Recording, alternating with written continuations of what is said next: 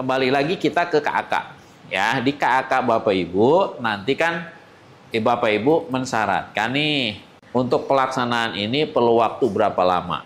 Untuk melaksanakan kegiatan ini perlu kompetensi tenaga ahli bidang apa. Ya, menyatakan kompetensi itu nanti ada 3 cara, bisa dari pendidikan, bisa dari pengalaman, ya kan, bisa dari sertifikat keahlian. Nah, kalau Bapak Ibu cagar budaya atau seni budaya melihat seseorang itu punya kompetensi dari mana? Ya dari portofolio. Kalau dia misalnya gini, saya pernah ngadain beauty contest pembuatan patung. Berarti portofolio yang kita minta apa? Seniman yang punya patung, udah pernah membuat patung dan produk patungnya tuh udah bahasanya udah dikenal luas masyarakat.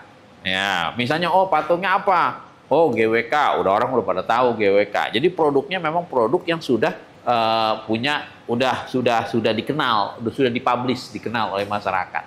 Kira-kira seperti itu yang Ibu persyaratkan dalam KAK.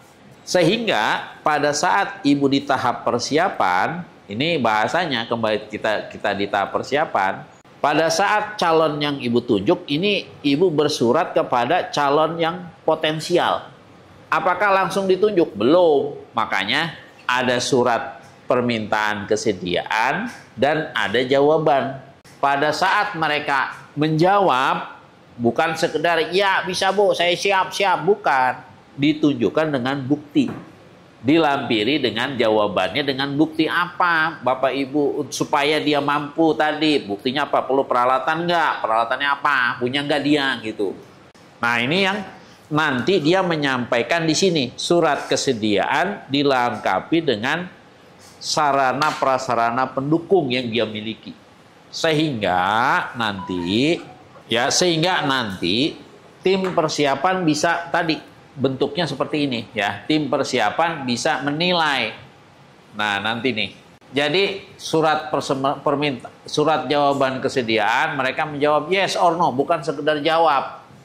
Tapi melampiri dengan dokumen, data, pajaknya aktif apa enggak, personilnya kompeten atau enggak, punya pengalaman atau enggak, peralatan-peralatan yang telah dia miliki punya apa enggak, gitu kan. Nah, ini silakan Bapak Ibu sampaikan.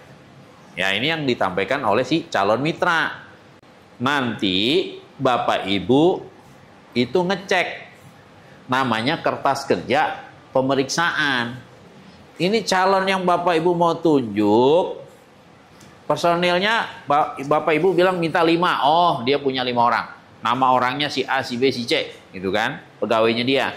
Oh, berarti personil memenuhi, centang. Peralatan apa yang dia perlukan, ada semua, centang, sesuai. Yang ini nanti dilaporkan, ya,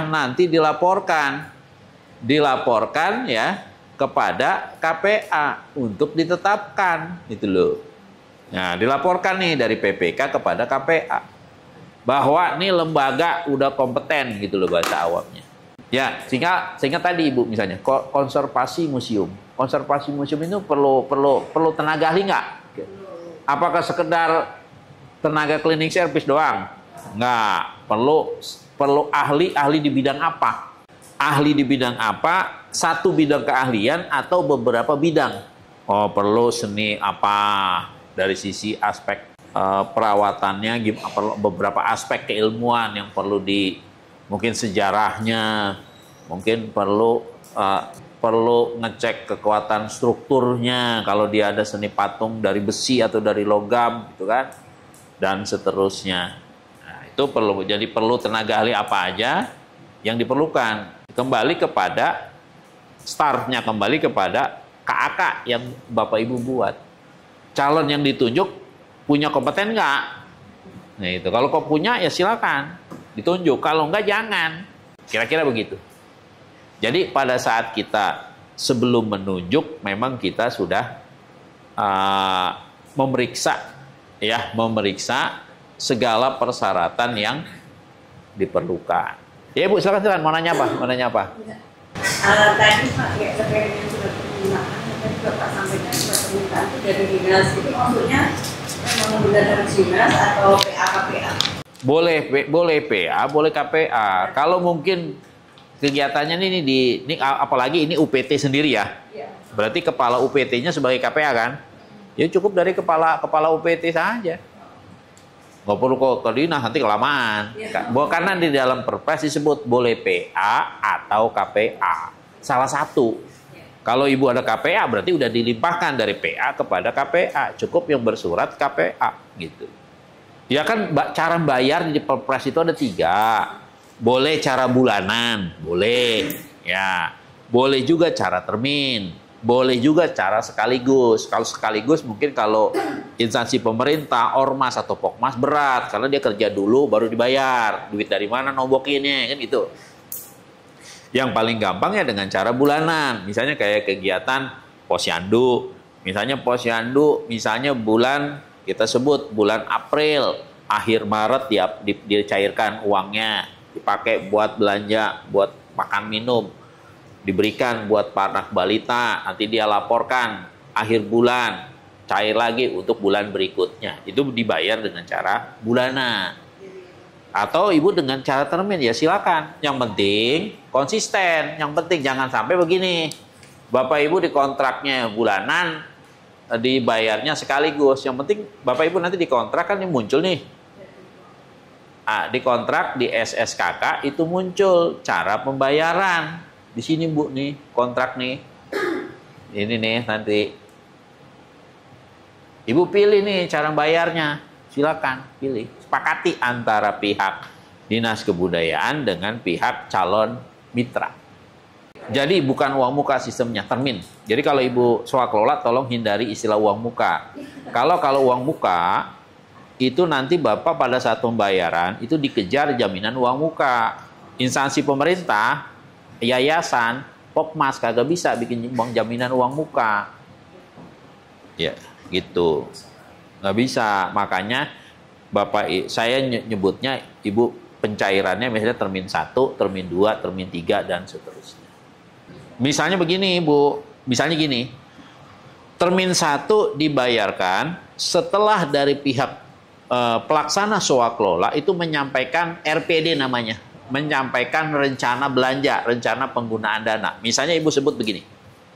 Di sini ibu atur, misalnya termin 1 kita sebut ya, termin 1 di sini kita sebut 40%. Termin 2 30%. Termin 3 kita sebut 30%. Artinya nanti setelah kontrak dari pihak pelaksana swakelola itu menyampaikan rencana belanja.